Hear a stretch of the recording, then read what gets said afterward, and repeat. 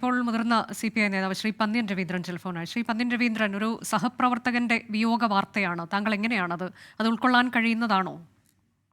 തീർച്ചയായിട്ടും ഒരുപാട് കാലത്തെ ബന്ധമാണ്.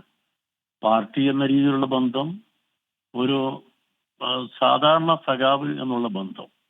നമ്മൾ വളരെ അടുപ്പത്തിലായിരുന്നു. ഞാൻ ആ ജില്ലയിൽ പലപ്പോഴും പാർട്ടി ചാർജ് ഉള്ളപ്പം ഈ സോമനം നമ്മൾ ഒരുമിച്ചാണ് ചിലപ്പം അവിടുന്ന് തിരിച്ചു വരിക.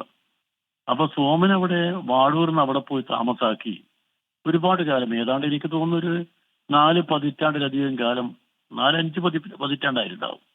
അവിടെ തന്നെ ചെറുപ്പത്തിൽ പോയി താമസാക്കുക. ആ താമസാക്കി തൊഴിലാളി പ്രവർത്തനത്തിൽ മുഴുകി തൊഴിലാളികളുടെ നേതാവായി. അവരുടെ ചെറിയ താമസ സ്ഥലങ്ങൾ അവരെ കൂടെ തന്നെ പോയി താമസിച്ച് ഈ സോമൻ അവിടുത്തെ തൊഴിലാളികളുടെ ഏറ്റവും മികച്ച ഒരു നേതാവായിട്ട് മാറി.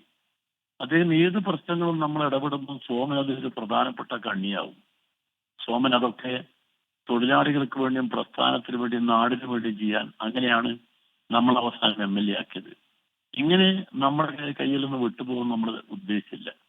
അങ്ങനെ വരാൻ നമ്മൾ ഒരിക്കലും സോമന്റെ നിര്യാണം നമ്മളെ മനസ്സിനകത്ത് ഉൾക്കൊള്ളാൻ വേണ്ടി പറ്റാത്തൊരവസ്ഥയാണ്. സഖാവിന്റെ നിര്യാണത്തിലുള്ള ഏറ്റവും വലിയ ദുഃഖം ഞാൻ അറിയിക്കുന്നു. നന്ദി ശ്രീ പന്ന്യൻ രവീന്ദ്രൻ പ്രതികരിച്ചതിന്. ആഴൂർ സോമൻ MLA കുഴഞ്ഞു വീണ് മരിക്കുകയായിരുന്നു. ഒരു പരിപാടിയിൽ തിരുവനന്തപുരത്ത് പങ്കെടുക്കുന്നതിനിടെയാണ് ഹൃദയാഘാതത്തെ തുടർന്ന് മരണം സംഭവിച്ചത്.